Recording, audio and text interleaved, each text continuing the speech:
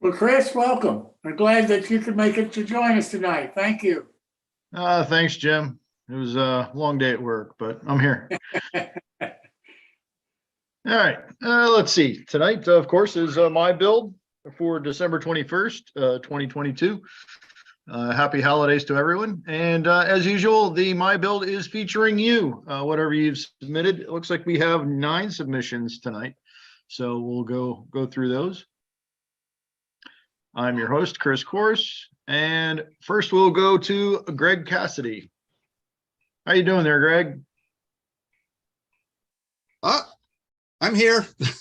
All right. It's not alphabetical, I can tell, because Martin would be in front of me, but I'm ready. Oh, yeah. Not sure why that happened, but That's okay. we'll get that fixed.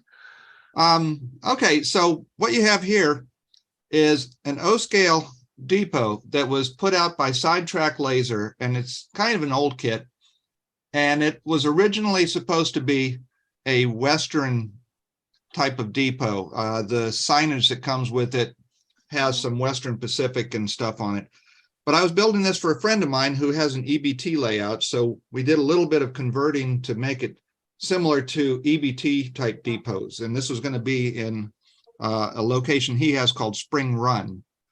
So what I had to do with this one was move where the signal was and rotate the building 180 degrees so that the window was on the front and the door was on the back. You can show the next one.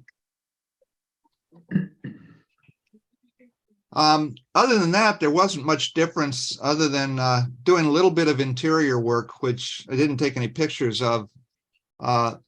But if you look through the windows, you can see there's a wall between the office and the depot, and I put a door on it. And just like Bill was saying, just putting a door isn't enough. You kind of have to put the door frame in as well. And the kit came with a really nice set of details. It had the little scale there, and it came with a really nice bench, which after I had built it, I dropped one of my weights on. So I had to go out and find an aftermarket bench to replace it with, but I actually like this one better. You can skip. And then this shows the backside. When I rotated it, I had to add some stairs onto the back, but Dean was fine with that. He wanted the window in front because that's what EBT always did. And then one of the things I do when I'm weathering stuff, I'll put a bunch of leaf debris around the corner of the building where it meets the ground or the platform or whatever. And that adds a lot. And it's especially useful in O-scale because it actually looks real. The only other change, as I said, I had to put the signal up on the roof. And I asked Dean, well, how would they adjust the signal? And he said, well, they'd run a chain through a little tube in the roof. And I said, wouldn't the rain get in? And he said, yeah, every now and then. But that's what I did. I put a chain on it and put it on the roof. So I think that's it. Chris, thanks. Yep. All right. Thanks, Greg. Anybody have any questions for Greg? What's the roof made of, Greg? The shingles that came with it were really unique. I've not seen anything like them before. They're some type of fiber product. I'm not going to quite say they're wood. They're almost more like the consistency of a corn husk, but I think they must have been cut out of some type of very, very thin wood product. They're laser cut and you glue them on. They're really nice to work with, but I don't know exactly what the material was. Are they strips or? Yeah, they come in a large sheet, just like a lot of laser cut shingles, and you just cut them out at both ends and then lay them down. I've never seen anything like that. I know that I haven't either. They have a nice texture to them and they come out looking pretty real, and they give you a lot more than you need to use. So there's a lot of leftover sheets here for other projects. Wonder if It you almost can. looks like balsa. Yeah, it does. That's what I was thinking. Just trying to. Except it's almost got a fibrous feeling to it. If you try and pull it apart, it doesn't break easily like a balsa or even a basswood that was real thin, or a veneer. But it almost has striations in it that make it feel like real cedar shingles. Can it holds paint like wood? Yeah, I used some stains on it and then put some pigments on it afterwards, and it took them both real well. Can you buy it from this company? I mean, just the roof material? I've looked for them online and I haven't found their presence anymore. The company was called Sidetrack Laser. So if anybody finds anything still existing on the web about them, maybe they could send it to you and you can find out. Yeah, or anybody that makes a roof I- like that. Yeah. I think they went out of business. Yeah. Yeah, I'm afraid it looks like it. I couldn't find any information on them. You can still find a kit or two on eBay. I don't know if all their shingles are the same. As far as roofing material goes, probably some of the best roofing material out there is done by Rail Scale Models. Oh, yeah. Yeah. I Steve, mean, he's great got one. every imaginable kind of roof you want, including shakes. Yep. But yeah, I built some kits by this company too, and their kits were really pretty nice. I did some reviews back in the 90s of this company. Mhm. I think they are long gone, but their product was pretty well done. There was early laser stuff, so it wasn't Yeah. the way it is now, but still, I mean, the kits went together well and stuff. I mean, Yep, I wish they were still around. Yeah, me Nobody- too. They are nice. nobody bought them out or anything? No, not that I know of. They were located, I think, in Oregon, Ah, if I'm not mistaken. I really like your building and how you turned it around and made it look. It's very cool. Thank you. How did you do the roof cap? The roof, what? Cap. Oh, actually, there's one thing that I really wasn't wild about. They give you 3 strips of wood. 2 of them are just like a plain, maybe 1x4, and the third one is a little T shape. And they have you put in the 2 1x4s with just a gap in between, and then put the T in that. And I went ahead and did that. After it was done, I wasn't wild about it. I mean, it did work, and I stained it dark and kind of filled any little gaps at the very ends, and it works out okay. But I don't know if that's actually how they do it on a real building, because it really wouldn't shed rain that well. I really like your leaf debris. What do you use for the leaf debris? Leaves. Real leaves? I go out back, and we have oak trees out back. I collect the leaves, put them in. My wife has one food processor she lets me use. And I put it in that and grind them as fine as I can. Now, I've seen other people who can grind them even finer than I can with better grinders, I think, or maybe some coffee grinders or something.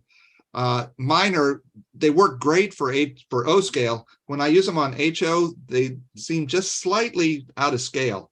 But I've seen other people grind them even finer. You have to let them dry first. Some people put them in an oven. Mine were pretty dry because it was in the fall when I collect them. So, and then just grind them up. You can get a pretty good grinder, coffee grinder at a thrift shop for $5. Yeah. Yeah, One I of need to those do little- that someday. Yeah, those coffee shops are great places to find things. The old blender works really good for breaking up things too, like dirt clods and stuff. Mhm. You don't want to give it back to your wife though, or use the household one. Yeah, well, I got busted for that once. Why does there smell of burnt wood in the microwave? I don't know.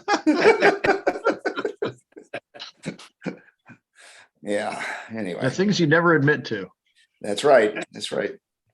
I saw nothing. I know nothing. I hear nothing. Clink. Anyway, very nice model.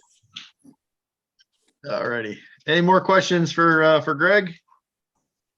My co-host is getting rambunctious down here. All right, we'll move on to Martin. Out of order, I'm sorry. We'll fix that. You out there, Martin? No, I'm never here. All right. I'm always somewhere else.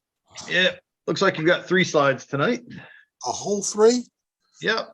Okay, okay. I guess I see what you did. Yep. Yeah, I Okay, tried to squeeze them in. right. This is the starting point. What was it? Last month I had a trio of hopper cars. This is the car that I wanted to buy that the other 3 hopper cars came with. There was a massive purchase of $20 plus shipping. So, not a major expenditure here. This is a Railcraft gondola. the push out sides. I think it was Missouri Pacific had them. It's a prototype. This is tin plated steel.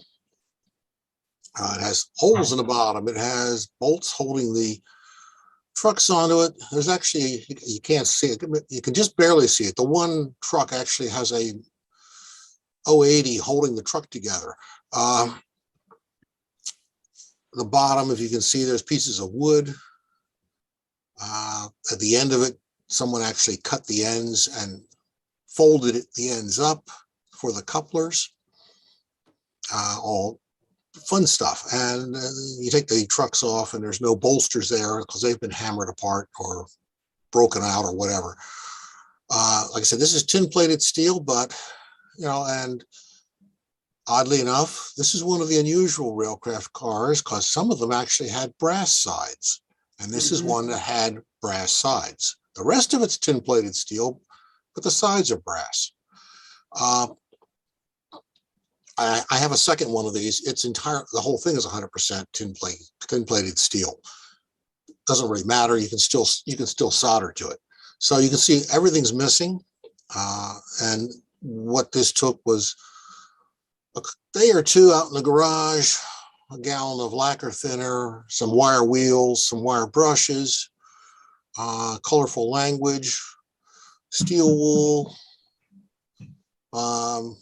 more lacquer thinner, etc., until I got it down to bare metal that could be worked with. And then it was bending things back, adding all the detail parts, like there's no stirrup steps, there's no ladders, there's no grab irons, there's no brake gear at the ends, there's there's nothing underneath of it. The center sill needs to be cleaned up and straightened out. One of the frames, well, there's no bolsters, so I had to recreate bolsters, and I actually had to recreate a mounting plate for the couplers after I got the ends bent back down into place where they really belonged. So let's see what the next slide has on it. Come on, there we go. So after you do all that, and you use a can of black paint on it and some decals from K4, it's actually not a bad looking car. So, new brake parts and straighten out the ends a little bit, add all the details, there's a complete brake system underneath of it somewhere. You can't see it. It's one of those unusual situations where I actually installed an AB brake system. Might be one of the 5 I did this year, but it came out fairly nice. I was actually rather pleased with it. The decals are really sharpening it up on just what would be an otherwise drab looking car. And I didn't want a Missouri Pacific car, so I just wanted to get something else out of it. So there should be one more slide, which should give you the interior of this car, because it had holes in the bottom of it. Holes in the bottom aren't good unless you need drainage. But I went back and decided we're going to put a nice clean wood floor in it. That's all. It's board by board. The fastest way to do this was board by board. You get them all right that way. Get them cut the length properly. I think those are 3x11s or 3x9s. I have all kinds of 3x stock in odd sizes, so I try to use the odd sizes up just to get rid of them. But whatever it was, it came out even. So it's probably 3x9, I'm guessing. And a little bit of stain. And then I save my old Polyscale bottles of paint. When I get down to the bare minimum in the jar, I squirt in a couple of milliliters of water, put the cap back on it, stir it good, and now I have a wash of whatever color I want. So there's grays and blacks and some other colors all just added to that wood to get that appearance, and that's applied with just a Q-tip. Just push it around. That looks good. Stop there. And an empty gondola is boring as far as I'm concerned. I find that of limited appeal. So over to the plumbing section in my workshop, and Well, I just chop up some tubes, some plumbing, some scrap wood, some heavier gauge surgical silk, and now we have a load in a gondola that's removable if you want to take it out. I didn't glue it in. So that was a fun one. Like I said, I have a second one of these. I'm not quite sure what I'll do with the second one, but it's nowhere near as beat up as this one was. In fact, the second one looks like no one has ever actually completed it. So I get the fun of finishing it without having to repair it. And that's it, I guess. Yeah, it's amazing. It really doesn't even look like the same car. Yeah, it was really fun. I mean, I had a lot of fun with this one. Get to play with the soldering torch too. So getting the ladders and the stirrup steps on, all those parts are all soldered on, and it's a bit of an adventure at times. Getting everything to, solder all that stuff on, and hopefully the whole car doesn't fall apart when you do it. Alrighty. Does anybody have any questions for Martin? Martin, whose decals did you use on that? K4. He sells on eBay, and he has a website as well. Nice. They go on well? Very nicely. I've been very happy with all of his decals that I've used. Those hopper cars last month, this car, several tank cars I've done, they all work very, very nicely. They're not terribly thick, and they are nice. They slide right on. All right. Any more questions for Martin? Soldering tips. Somebody, it'd be cool if I showed soldering tips. Well, the first tip is wear shoes. Oh, wow. Yeah. I know there's a story there. Yeah, there's a scar on my one foot from several months ago. It might have been from this car, in fact. Huh. Yeah. Warm weather, you're there. You go into your shop shoeless. You don't pick up the soldering torch. You're gluing wood together. It's probably not a problem. Soldering, you may not want to do that. I think I'd be more worried of what's already on the floor that I dropped. God only knows when. Oh, that's how I find all the stuff I dropped. Yeah. It's like looking for Legos. Find that brass detail part that you dropped and ended up buying a whole nother pack of, and there it is, stuck in the bottom of your foot now. Now that you don't need it. Yeah. Alrighty. Any more questions, comments, etc. for Martin? Alrighty. Well, thank you, Martin, and happy holidays. Yep, all the same. And it looks like Bill Davis just got up to go to the restroom. So why don't we go back to him? Sure. All right. Tony Dixon, you up? Yeah, I'm available. All righty. All right. Looks like you got 7 slides tonight. Looked like you did quite a bit of 3D printing. Yeah, so there were some shared last month, but I helped a gentleman out of Michigan who does Oklahoma displays by the name of Chris Steve. These are some shots of pieces that I did for his National Farm Toy display that he took second place on beginning of November, so last month. And I promised him I wouldn't share any pictures until after the show. So,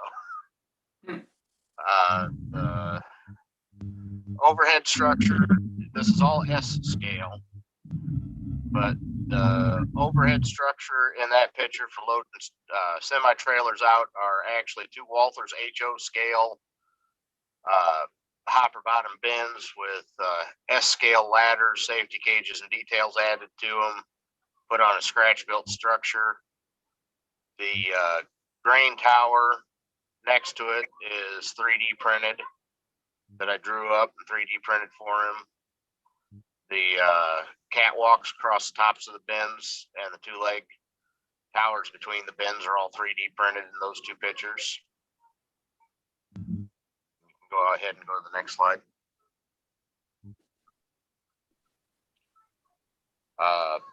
The first photograph there in the upper left, that is a shoot, Plastruck, or not Plastruck,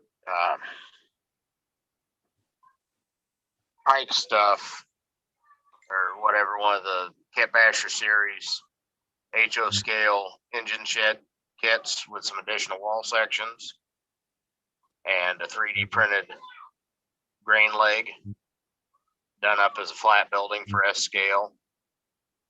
The Woodhouse elevator in the second shot and a close up of one of the signs, and that is the third shot, and Marshall alleyway are an S scale kit from Building and Structure Company, old styrene kit, and then I put scratch built the brick addition onto the building. Again, the catwalk going over to the bin is 3D printed. The bin itself is a standy S scale bin detailed up with 3D printed components. Go on the next shot. The first picture there, that's another of the Kit Basher series buildings. I believe it was a mill of some sort with S scale details and walk doors and stuff added and windows positioned accordingly to make the feed mill. And the tanks sitting next to it are 3D printed. The other picture is a 3D program, if you will, for drawing up a Caldwell 24-foot grain dryer that I drew up and had printed out that went on. There were two of them on the display for the national show. Did that in Tinkercad, which if anybody's looking to get into 3D printing, I know previously there was a pretty nice how-to series that was put on here about doing 3D printing using a different program. But if you're looking into just getting into it and learning how, Tinkercad is a great free online program for learning how to do the 3D artwork. And they have tutorials on there on how to do it the whole 9 yards. Go ahead and go on to the next slide. All right. That's printed put components for that grain dryer that was drawn up. Just showing some of the detail. These were printed here at home on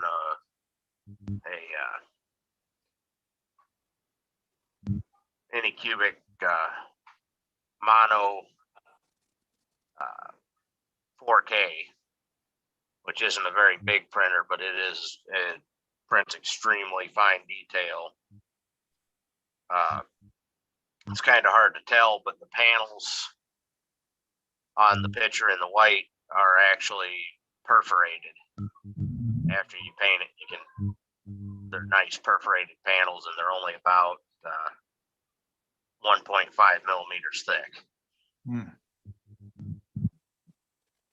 And I could have gone thinner, but they needed to be that thick to be accurate. Same with the catwalk platform up top. Go ahead and go on to the next slide. There's not all the platforms are on it, but that's the tower or the grain dryer assembled. In the first picture, you can see the perforations fairly well, showing the detail of the fans underneath it.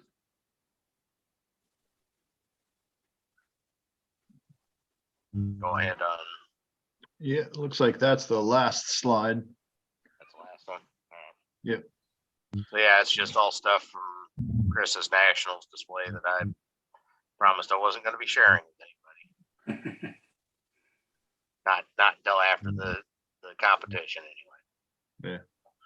Yeah, I forgot, I really like the detail in these. I mean, there's a lot of work that went into this, and I'm personally on the edge of getting into 3D printing, and I'm just trying to figure out how to get the detail you've got in here. That's pretty incredible. It's all in the drawing and the printer that you use. The printer I use is a resin printer versus a filament printer. This is a pretty large item to be printing on a resin printer. I mean, it's done in sections. There's the platforms and safety gauges that you can see in that last picture are not all assembled on it in that picture yet, but those were all separate pieces that I did. And then the tower itself, or the dryer itself, was done in 5 big pieces on my printer. And it's just however you choose to draw up the detail on whether it'll print out, and it's definitely a learning process on how thick or thin to go on stuff. Yeah. This particular dryer was a commissioned design for Circle C Farm Toys, and they actually have it for sale, but they're getting it. They took the files, sent them over to using FactFox in China or Japan or somewhere overseas. Like if you ever do a design and you want to do bulk production of it, like a rail car or something, if you can design it, print it on your home printer, you can ship it off to FactFox or somewhere else and have it bulk printed for kits or whatever else and save a lot of money that way. Circle C Farm Toys has this dryer will be up on their website when their website gets up and going, along with a lot of other products from what I understand. Tony, this 3D program you use, is that a free program? Yes, it is, but it's 100% online. So you want to have decent speed internet access, and it's Tinkercad is what it's called, and you can look it up. You sign up, you log in. It's 100% free. You can purchase an upgraded version to download, but all I've used is the free version. The upgraded version that you can purchase has some additional features to it, but I haven't needed any of the features. Tony, that's TINKERCAD, Yes, all lowercase. yes. Okay. Yeah. Tony, this is Phil. One comment just for everyone. Tinkercad is more object oriented, where other programs like FreeCAD and Fusion 360 are more drawing and extrusion. So you draw something and then extrude it into 3D, where Tinkercad, you start with 3D objects and you basically assemble them into something. And it makes it, for model railroading, most of what we model can be modeled very effectively that way. And it's a lot easier to do than trying to draw everything from scratch and then expand it into 3D. You have to be both a 2D artist and understand the 3D, where Tinkercad lets you start with 3D objects.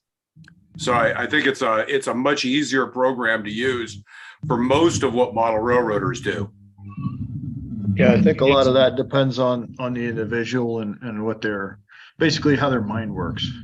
It is a great starter program. I had looked at and messed around with multiple 3D art programs for doing different things 3D printed, and I found Tinkercad was an extremely easy one to get started with, and it's really easy to work with. And like you stated, anybody modeling in general, everything you make is a basic shape. So it's a really good starting point being is it's got the basic shapes for you. Well, you know, we had a series that Earl Hackett did for us using another kind of program. I forget what Phil just called it, but I think that's the kind of program that he was using. This Tinkercad seems to be a different kind of concept for CAD. Tony, would you like to do a series on how to use CAD and, you know, show us how to design something using this? Oh, I don't know, Phil. It's something we might be able to talk about. Might be able to be integrated into in with the other thing that you and I had previously discussed that Chris Steeb will be involved with. Yeah, why don't you give some thought to it? Because it seems to me this is a different concept of CAD. Maybe I'm crazy, but that's the way it sounds to me. It definitely is. I'd watched through the stuff that was done previously, and it's a completely different program, and there are some other aspects to the Tinkercad that are not on the Fusion 3D, or I believe is what he was using. That makes it simpler for somebody that's just getting into the CAD. Okay. Why don't you think about it? Because I'd like to try to, you know, show people how to use this too. They're just starting to get into CAD, because, you know, this is something that I think is the future of our hobby for a lot of people, and particularly a lot of parts for manufacturers and so forth. So it seems to me this is something that would really be interesting to a lot of different modelers. Oh yeah. Well, and the other thing I found out that it actually, after 8 months of screwing around with Tinkercad, you could, you're able to change the parameters from metric to standard measurements in Tinkercad. And I stumbled across that, which would have been a lot nicer, being as drafting and stuff back in high school, and all the blueprints and stuff I've ever worked with have all been standard measure, you know, imperial measurements, not metric. Yeah. So instead of having to go from imperial measurements to metric back to be able to work in the 3D program, I can just go straight in with imperial measurements now, which is a lot nicer for me because I hate metric. Gotcha. Thank you. I have a quick question. Okay. Who owns the drawings? Which drawings? Well, you said that everything's online. And so when you do a drawing, does that, they become theirs on their website, or? No, not unless you have your profile that you set to public share. Okay. When you sign up, when you set up your profile to be able to start the stuff, to start doing your design work, you have an option of saving stuff as public domain or as private. It's Okay. basically, it gives you a cloud format for saving your work that you're doing, and gives you a good starter learning 3D program to work in. It's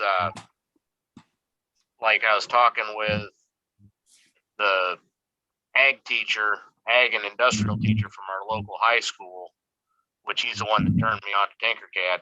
It's what their students start out with in the ag and industrial class at the local high school. And Yeah, I it's know free. that. They can sign in, then permanently have access to it. That was one of my concerns with Tinkercad, is the fact that it's all online and you don't know who's actually able to access that. Because I know with all the threats that are out there, how hard would it be for somebody, not that really anybody cares about, you know, stealing model railroad designs, how hard would it be to snag that and use it for something else? that was one of my concerns. But of course, the other concern I had too is there are times when I'm not online, so I'd have to pay up and get the download version. That was my other Yeah. concern. But Well, with the download version, like I said, there's additional features, but it also allows you can download all anything you do on Tinkercad, you can download to your computer as, I think there's 5 different file choices that you can save it as. STL files are what you need for printing stuff. But you can download the files, once you got the file done, you download it to the computer to print it, or it gives you options to send it directly to outsourced printing companies such as Techbox and whatnot to have your prototypes or production parts printed or whatever else straight from Tinkercad. And with their downloadable upgraded one, there's additional features that expand upon what you're learning with the Tinkercad when you begin. And then Tinkercad also gives you some excellent hands-on step-by-step tutorials on learning how to do the stuff when you first started. So it's honestly anybody who's wanting to just start messing with 3D printing, or 3D design, whether they have a printer yet or not, I recommend checking out Tinkercad and trying it. What's the cost for the upgraded download version? That I am not completely sure. Okay, I'd have to log on and look. okay. yeah, I thought it was in the $100 range, but I could be far off on that. Yeah, No, that sounds about right. I know it's less than 200. I want to say it's like somewhere between 100 and 150. okay, thank you. All right, any more questions for Tony? All righty, well, thank you, Tony, and happy holidays. Have a great one. Thanks, you too. All right, now we'll go back to Bill Davis. Okay, guys. I'm a little bit old school, so I don't do CAD drawing and 3D printing and all that kind of fun stuff like that. So we're going to talk about an 8-ton Plymouth that I'm building. That's the plan that I used. It's not exactly that drawing that I built, but it's very close to it. I used that and some pictures to build this thing. So let's go ahead, next picture. So here's a couple pictures of it. Yes, it has Lincoln pin couplers. The frame and the cab, I mean the hood, are from the HO Model Power Plymouth, which is really O scale, but that's another story. I just added a lot of details and cut it and sectioned it and modified it and added the ends to it and the steps and all that. The motor is a lifelike HO motor, the generator motor that they put out years ago. Interesting thing is the oil bath filter here and the fuel spout here and the water spout here. What I did was there's a piece of wire or a piece of tubing actually, and I cut paper strips and wrapped around the wire and then put some super glue on it, and there you go. I'll be darned. Yep. Pretty simple way to do it, and it works out really great. Just standard old printing paper on that. So, Looks like you've been hanging out with Dylan Lambert. Yeah. yeah, well, yes. What can I say? The louvers are from Archer. I got to do some repair on this one set here, but yeah, those are Archer louvers. They're pretty nice. I can tell you right now that it's unfortunate that Archer is going away because I at one time bought a model, a Micromark set of supposedly nut bolt washers and louvers and stuff like this, and they were really bad, really bad. You couldn't even tell that there were, when you sprayed some paint on the item, you couldn't even tell that there was a detail there. Yeah. So, yeah. And the fun part was making this coupler here in the end.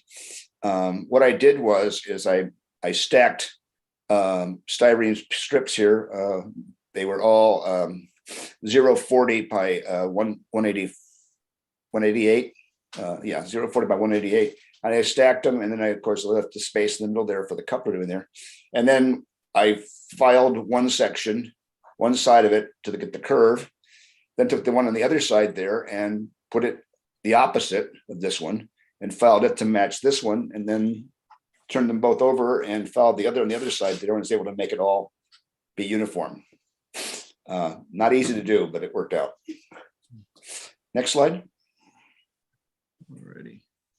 Okay, so this cab was totally just sheets, 20,000 sheet styrene. The molding around the window is 10,000 square styrene strips. So there's that. The motor, this is a years ago, Grantline created a drive that they used on the Iron Horse Shays in O scale. And so basically that has 26-inch wheels on this and a 2-to-1 gearbox into the 59-to-1 motor here. So it runs really slow. And I just made a support for it and added silicone to hold the motor in place. And when I get everything painted, I'll paint this in such a fashion that you really won't see it inside the cab once I get the windows in place, and I do the windows up and stuff like that. I think that's it, isn't it? Yes, that's the last slide. Oh, Yeah. what scale is this, Bill? ON3. Oh, ON3. Yeah, it's an O scale narrow gauge, 3-foot gauge. Okay. And in reality, the Model Power little Plymouth that they put out that was supposed to be HO scale is really O scale. I mean, if you measure it out, it matches the O scale version much closer than the HO version. But it's a cool little thing, and I love building little critters like this, and so this is just one more for my collection. Alrighty. It'll probably be painted green body with dark gray side frames, and then a lot of dirt and grime because it's a quarry operation. So that's it. Alrighty. Any more questions for Bill? Alrighty. Well, thanks, Bill, and happy holidays. Well, thank you. Merry Christmas to you too. All right. Now we'll go on to Bob Farquhar. You up, Bob? Oh, I've heard of him. Anyway, I got the commission to build an HO scale structure from, there's a couple more. The lighthouse is from Atlantic Scale Models, HO scale, and the one on the right is Full Steam Ahead. They're from Ontario, Canada, but they're no longer in business. But the guy wanted it done exactly as the kit show, but I didn't like doing that, so I changed it around a little bit on my own. But and the next one, and that one here, that was the first one I did for a commission for a guy. This is from Foscale, and it really disappointed. I ended up throwing his roof in the garbage, and I scratch built this roof. I also scratch built the loading docks because there was garbage from them as well. And in addition to that, he was missing all the window glass, the plastic styrene or whatever they use. So I put in real glass in there, microscope slips on there for the real glass. That's a grand backdrop building. And yeah, but is that all them? Is that it? I think you actually have more on here. Okay, might have. Yep, yep, this is the last slide.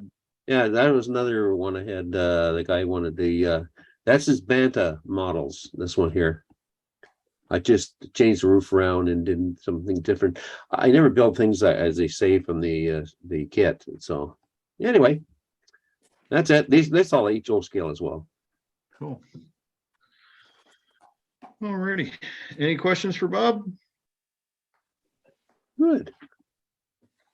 Alrighty. Did you put lighting in any of these for your customers? No, they none of them wanted it. Oh, sorry, the lighthouse does have a light in it, but I didn't get the electronic thing to to make the bulb glow. But these You are must have felt like they were unfinished without adding. I lighting. did exactly, especially this one here. I didn't want to detail the interior, and because the amount of money I charge for a commission is so low that I basically be able to pocket big time. Yeah. Okay. Yeah, I actually have one of those lighthouses. I bought it for research purposes, and it's a neat little kit. Alrighty, any more questions for Bob? Alrighty, well, thank you very much, Bob, and happy holidays. Thank you, sir. All right, next up we have Jeff Jordan. Hi, Chris. Hey, how's it going there, Jeff? Good. All right, looks like we've got 3 slides for you tonight. Yes. Yeah, this is I launched a project to upgrade my Bachmann Owen 30 freight cars so they don't just look like everybody else's right out of the box. And so here's my before and after picture with the straight out of the box on deck stock car. This one was missing its brake wheel as well. And then the lower photograph is the after picture, and it's kind of like one of those little kids puzzles. You look at it and how many changes can you spot from the first picture to the second. And I'm going to mention most of the things I did here. One, on the top picture, you can see that Bachmann provides the car with what I believe is a vacuum style brake gear, which is a very early air brake. And I'm modeling a much later period. So I wanted to put in a much later brake gear, and I just wanted something under there. It's not all plumbed out, but as you can see from the photo, there's a nice shadow of a brake cylinder, and the other side has got a reservoir. The decals are from San Juan Decals. If you're modeling Colorado narrow gauge, they have some of the nicest Colorado narrow gauge decals. I added the letter boards because the model didn't come with them. I added the brake wheel as well. The brake wheel is a neat little piece. That is from San Juan Details and is made out of Delrin. So it's very strong. When you put it on, if you bump it, it doesn't break off. The Delrin just flexes and pops right back up into place. And of course, the car is weathered. And this being a stock car, most of the weathering is at the lower half from the occupants.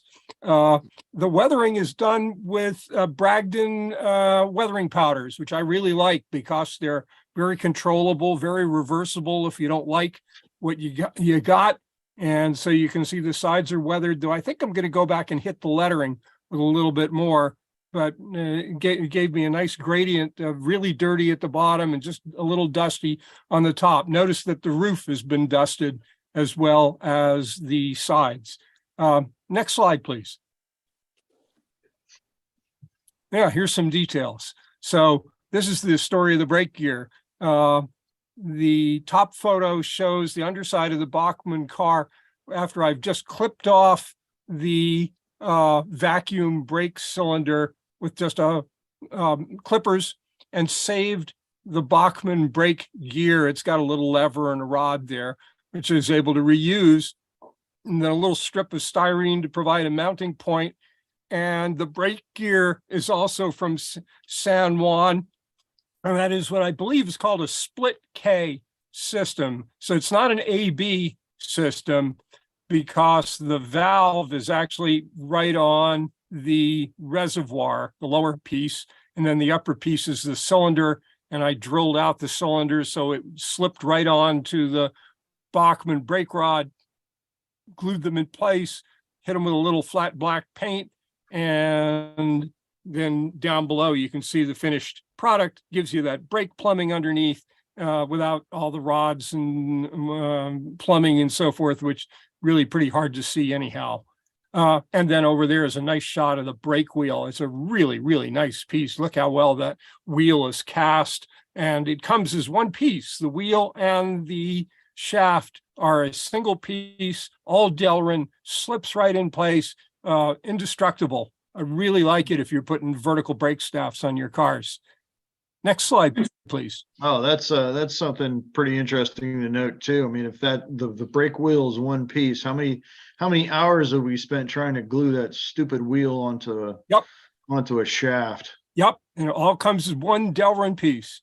Okay, and then this was the first car. Actually, I took the picture after it. I had swapped out the wheels, so I decided to back up and show you the wheels. The lower left-hand photograph there is, depending on which model of Bachmann car you've got either the wheel on the right, which is a very shiny wheel with a flat surface, or on the left, a very shiny wheel with a concave surface. And I didn't really care for either of them. So the upper picture is the replacement wheels. And this car has actually got the KD ON30 wheels, which are really nice. They're heavy, they're pre-blackened, they have a nice contour on the front. They also have detail on the back, which you really can't see very much, but they're a nice wheel. But if you want to go cheap, look at the right-hand photograph there.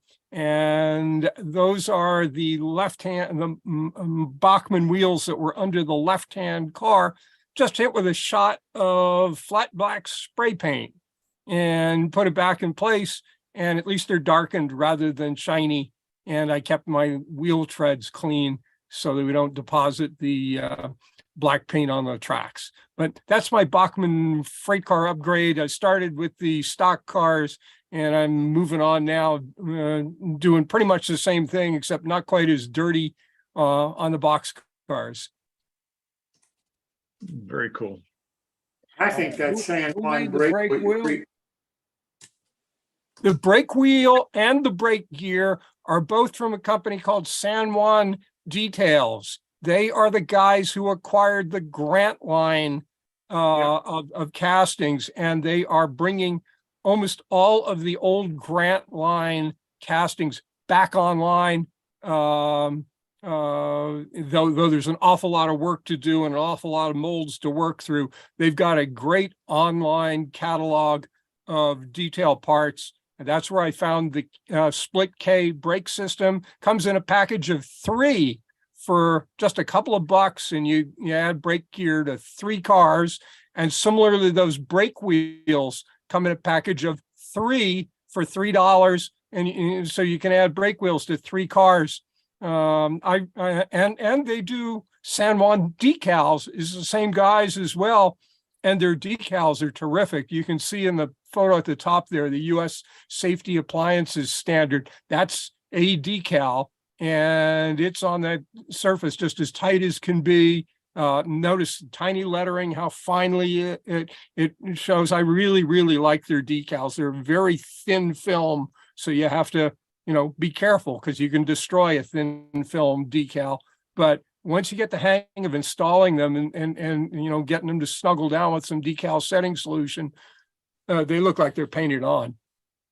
Jeff, they only do decals for narrow gauge? They are, that's the only part I've looked at is Colorado narrow gauge. I think that really is their focus. What happened is the company is called San Juan Models, and they apparently have acquired a number of old businesses that were independent. The Grant line, the decals, I believe, came from yet another company, and some of their other stuff. They are also famous for their kits. They make incredibly intricate and decaled narrow gauge freight cars. And so I think they are entirely narrow gauge. Though, of course, the brake wheels could go anywhere, or any O-scale car, I think. Sure. And they only make O-scale, right? No, no, definitely not. They definitely do HO scale as well. I don't look at the HO scale side for obvious reasons, But yes, they do have HO scale parts too. Gotcha. Thank you. Thank you. All righty. Well, thanks, Jeff. Any questions for Jeff before we move on? There was a question about gluing the Delrin. Yeah. Yeah, obviously gluing Delrin is tricky, but I find a little dab of the thick super glue in the socket for the vertical brake staff is enough to hold it in place. I know that doesn't work for everything and handrails and so on and so forth. It could get tricky, but the brake gear just has to deposit in that little hole and stay there. And I've not had them falling out. Is there any detail at the bottom of the shaft? No, none at all. Okay. It's a good idea to replace them because I think the Bachmann brake wheels are way undersized. Tiny. They're HO scale size. These are scale 16-inch brake wheels. Nice. Thank you. All righty. More questions for Jeff? All righty. I guess that's it then. Thanks, Jeff, and happy holidays. Thank you. Happy holidays, everybody. All right. Next up, we have Pat Rivard. Hello, Chris. Hey, how you doing? All right. Looks like you've got 4 slides tonight. That's a planer I scratch built from plastic, very thin plastic. I'd say it was about 5 or 10 thou in order to get the curvature. I know how it's built because I worked with one for quite some time. It gave me a good idea how to do it. That there is just a brake wheel I use for raising and lowering the table. And then on the right-hand side is the motor. I got that from one of the suppliers that supply die-cast parts and motors and stuff like that. I scratch built the blower top and that plastic pipe and that I put on top of that. And those are the doors to get into the sides of the planer. And that goes in my planing mill. That's a neat model. I've never Thank you. seen. It's not available anywhere. I tried everywhere to find one and nobody made one. So I said, the heck with it, I'll build it. Yeah. Kind of looks like a pizza oven. You know, you're right. I never thought of that. Like, okay, so you put it into one side and you crank the wheel and then it rolls on a conveyor and pops out the other side. It's got a chain that is inside on the side and it raises it up and down. So you get closer to the oven that way. This shows what I know. All righty. Good. Ready for the next slide? All right. And that's the planer mill. That's the deck on the side of the planer mill where I had built that crane on the last show that we had about metal working with metal die cast. And Yeah. that's the crane that's finished right there. There I put the chain and everything on, and this is how I raised it up off of the flat car or whatever and put it up on top of the decks. It's a nice That's- thing. Thank you. Yeah, a lot of detail on the It was crane. fun. All right. What lighting scale is and that, Pat? Pardon me? What scale? That's O scale. Only O scale. When it comes to me, it's O scale, nothing else. Alrighty. That's one of those 3D kits that I had gotten, one of the gang saws that I have in my mill. I put one in the planer mill too. That's what it looks like up front, close. And those arms on there is what adjusts the saw blades to one side or the other to get the width of your cut. So it goes in that side where the handles are and comes out the other side. And then in the background, you'll see a drill press and a grinder and a flat little palletizer, bandsaw, just some of the stuff I put together. Who made the kit, Pat? The one I got the saw from was the same one that did the mill. I cannot remember. I can never remember. It was that fellow from Quebec. He doesn't make any of them anymore. Very hard to find any of them anymore. Yeah. I grabbed it as soon as I had a chance, so I might Yeah. not see it again. A lot of detail on that. It is, I love it. That's just great detail. And I added a motor and a belt to that too, so you may see it later. Next. Alrighty, and it looks like this is the last. There slide. it is. In the kit, not a kit, I scratch built that whole building. Every board on there I cut myself and put together on that kit, that building. And those are the 3D models and one planer in there. You can see where everything's been placed. On the left-hand side is a joiner, a big joiner. The center is the saw and the right-hand side is the planer. And I put the motor on there and the belt. That's really neat, Nigel. Wow, Thank you. yeah, there's a lot of detail right there. I love detailing stuff. I just go nuts. You get so much of it, you say, oh, I can put it here or I can put it there, it's just, it's fun. I enjoy doing that. It's just, the only thing that wasn't scratch built were the windows. But the rest of the stuff I cut on my own saw. And of course, I used to be a carpenter one time, so I used to do my own cutting. So I still have a table saw and I have 2 small modeling saws that I use too, so.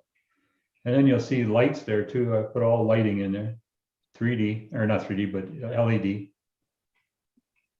And that model has 2 decks. One you see on the left at the bottom, and the other one is in the very back side at the end down there on the right side. So you come in one door with the rough material and you go out the other door with the finished material. That's neat. Thank you. That is neat. All right. It is really cool. Any questions for Pat? Pat, is that an Italian sawmill? Because it's got a pizza oven in the middle. That's right. I never thought of that when I was building it. I know what you mean when you say pizza oven. That's a beautiful job, Pat. I just Thanks. love all the details in there. Yeah. Thank you. Yeah, I took pictures of it because it was more of the background than my layout, so I had to take a lot of pictures of it before I put it in place. Yeah. You can see some of it through the doors and the windows. Any more questions? All the nails and all those little holes were done with a very fine point India ink pen. You can buy those things. They got felt pen on the end of it, felt tips, and it's really fine. So what I do is I put my steel ruler there, and then I just go along tick tick tick tick tick tick tick, and it drops those nail holes perfectly. All that floor was hand laid. Yeah. Pre-stain. Yeah, Very neat. thank you. All righty, any more questions for Pat? All righty, Yeah. well, Go Pat, ahead. what glue did you use to put the planks down on the floor? I used just straight regular carpenter's glue, the yellow glue, Got it. and I use a toothpick and finally put it on in the area where it glues down. That whole underfloor has 12 by 12s in beams that go across, and they're all nailed, or they're put underneath there to hold the building up. It sits on a stone foundation. You might see a little bit of it in the picture before that, Okay. but yeah. So really, There. the glue to hold down the individual boards, it's all under the wood, under the floor, right? Yes. Yeah, Yep. And the doors open and close. got it. That was fun. Finding good Oh, wow. hinges to do that with. working hinges. Yes. They are available. I was surprised. I looked quite a while to find them, but when I did, I bought a bunch of them. Yeah. All righty, any more questions for Pat? All righty, well, thanks, Pat, and You're happy welcome. Merry holidays. Christmas to you. And next up, we have Alan Rogers. Well, I Are tell up, you, Alan? Pat, you are a There hard you are. act to follow. That's No, just I'm a not, fantastic really. building. Thank you. So last summer, I believe it was, Daryl Jacobs of Interaction Hobbies did a build along here, and I bought one of his kits. And I'm going to go ahead and put up the link to his website with that kit. It was called Keeler's Garage. And I decided to turn it into something else other than what he intended. So I'm just copying something here, Chris, if you want to go on to the next slide. All righty. Looks like you've got a total of 3 slides tonight, by the way. Okay.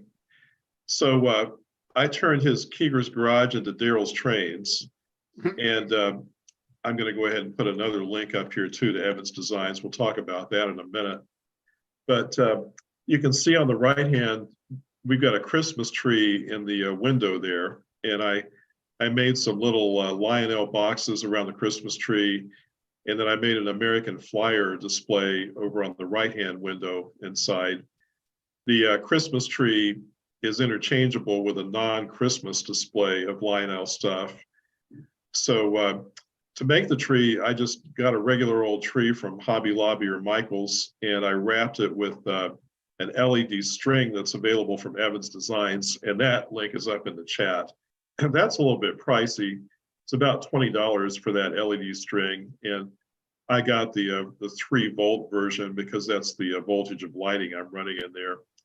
So in addition, I added some lights in there. You can see the porch light in the original kit was not active. I made that active. I put a light on the back of the structure as well. And then you can kind of peer around the left there, the guy with the blue sweater on. Incidentally, all of the people are 3D prints, and I downloaded the files from Cults.com. I think it's Cults3D.com. And if you peer around the guy's shoulder on the left-hand side, looking in the garage there, Chris, I think it might be on the next slide. Yep. There's a train layout in there, and it's harder than heck to photograph this stuff with an iPhone. But Daryl's Trains has a model railroad club that meets, and that's what's in the garage. So to get the lighting in the garage, you can see a light fixture through that clear story window there. It's hanging from the ceiling. I actually, I put a contact for positive and negative up the back corners of the garage. And then I put wiring inside the ceiling that interacts with those contacts. So you can just pull the roof off. Of course, the light turns off the minute you do. So I don't know, Chris, if there's another slide maybe. Yeah, I think there's one more. Yep. Okay, so again, I apologize for the quality of the photographs here, but if you look in the left-hand photo there, you can see into the club layout a little bit easier. And the right-hand photo is just a night scene, and I'm having a lot of fun with my layout this season. So, by the way, I did not use the roofing included in the kit. I substituted my corrugated aluminum roofing that I make from recycled drink cans. So I just like the effect. So that's it. Thank you very much. All righty. Great. Really neat stuff there. That is really, that's creative. I've never seen anything like that. That is creative. Well, I'm a little bit crazy, and that's the way we are, you know. I got you. All righty. Any questions for Alan? All righty. So thanks for sharing there, Alan, and have a happy holiday season. Same to you, Chris, and everyone else. Thank you. Thanks. All right. And lastly, we have Gary Shergold. You still with us, Gary? I am. Oh, there we go. All right. Looks like you've got 3 slides tonight also. Thank you. This interesting. This project, this is the flying gondola. This is an actual gondola that actually flies around your layout. Building this, the inspiration came from the gentleman my pizza oven. whose name is Milt Moore. Milt Moore is the curator of thumbs. And if you go into the thumbs contest categories, there's an actual category in there called the Thumbs Award. And what it is you take a railroad unit and you make it into a sort of a fun thing. Milt had this on his layout when I first was introduced to Milt in the Redford Model Railroad Club. Our Model Railroad Club has been associated with them for the past 64 years. And as I said, I know Milt quite well. He's a great guy and a fantastic modeler. So what I saw his, and I've always wanted to build one. So this past sort of in the fall, and just finished it about 3 or 4 weeks ago, I decided to complete the project. And I think there's other slides there that show a bit of a Yeah, you close. should have, I think, 2 more. Yeah. Okay. This is the unit. As you can see, it caters to customers on the back, and you can see the captain climbing up to his chair on the deck up there. There's some swimmers in the swimming pool, and there's actually a pilot up there in the cockpit who every once in a while, when things get congested on the railroad, he just revs her up and away he goes. So you've got to put a little bit of fun in your model railroading and divert from the normal and get a little crazy once in a while. So yeah, I think there's another one. Is there, Chris? Yep, there's one more. Yeah. Okay. This shows the close-up of the back entertainment relaxing area. You can see the captain climbing up on the deck there. He's going to sit in the chair, make sure things are okay.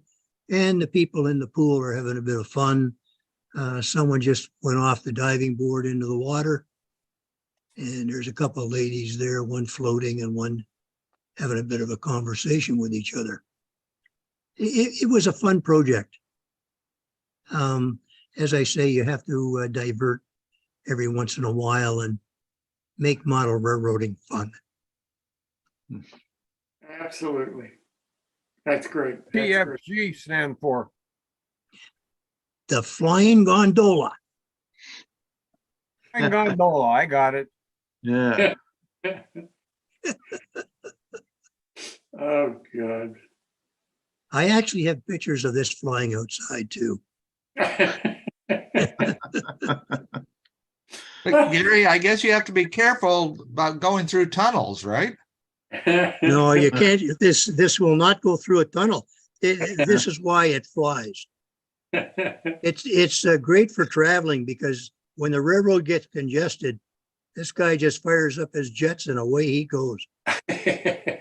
Problem is, I think you're going to lose all your passengers and all their stuff because that's like Only when 150 mile an hour minimum wing.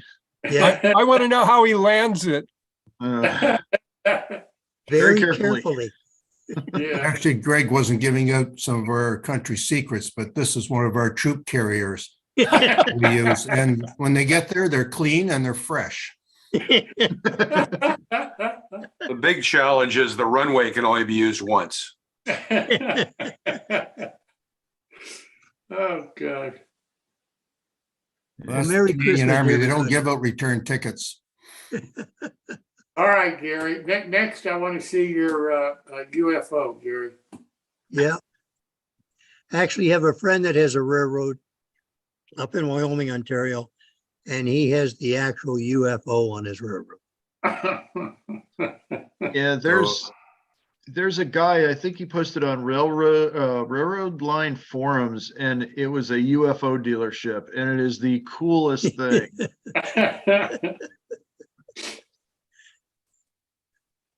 But yeah, this is a great way to end this show. Does anybody have any questions for Gary?